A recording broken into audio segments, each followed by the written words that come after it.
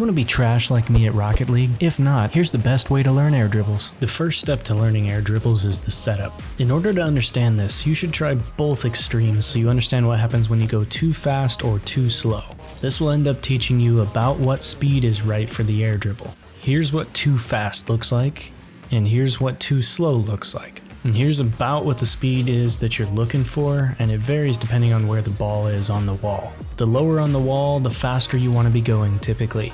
In order to practice this, load yourself into free play or a custom training pack that's made for wall dribbles, and practice your first touch on the ball only. Try to consistently hit the ball without it hitting the ceiling like this. You should be aiming to successfully do this 3 out of every 10 times at bare minimum before moving on to learning the first touch on the ball. Once you've got that down, the next thing that you need to work on is your first touch on the ball after you're off the wall. I'd really say you should be at about 6 out of every 10 times on your setup before moving on to this. This way you'll be a little bit better off, but at bare minimum 3 out of every 10. In order to get your first touch, you need to learn to rotate from the wall towards the ball. This is what I would practice first, the setup and then the rotation of your car, and get that as consistent as you can. Once you have both the setup and the rotation down, it's time to move on to the first touch. For an air dribble, you're really looking for a light first touch. Following your first touch is where your options start to come into play as you're learning air dribbling. One option is to light touch the ball multiple times so you can choose when to speed up the ball to beat an opponent or confuse them. Also, with light touches, you can choose to go for a bump on your opponent at the end to guarantee a goal. This can be risky though if you miss that bump. Another option is to try to get your car glued to the ball so that you have the fastest speed to the net. This is arguably harder and less effective than the multiple light touches, but it looks the coolest. The last and probably the hardest option in my opinion is to dribble the ball to the ceiling to get a ceiling reset for a power hit into the goal. Ball resets are also an option, but there's a lot more that goes into that.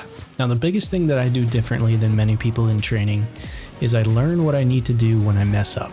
So what do I do when I mess up? Well, if I completely drop the ball, yep, pun intended, then I just reset. Yeah, nothing new there, huh? But if I only mess up a little bit, I try to figure out what other options I have to either protect my net or continue the push towards my opponent's goal. Okay, but what would this look like? Maybe you mess up immediately, and instead of an air dribble, you need to go for a power shot into a backboard double tap.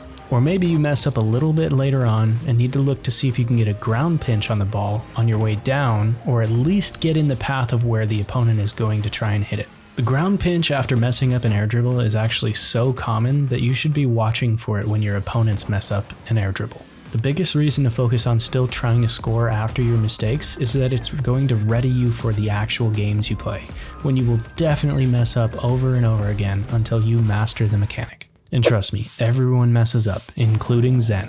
Just a little bit less noticeable when Zen does it because he's got such good recoveries. Okay, but wait, how do I know when I've mastered the mechanic? The way I see it, there's 5 stages of mastering a mechanic. Stage 1 is a consistency level of 8 to 9 out of 10 on a single training pack shot. Stage 2 is also that same consistency level of 8 to 9 out of 10 on multiple training pack shots and free play setups. Stage 3, same consistency level but in ranked games. Stage 4 is that same consistency level but in the variations of that mechanic in ranked games. For an air dribble, this might be the glue or the air dribble touches or another variation like bringing the ball to the ceiling.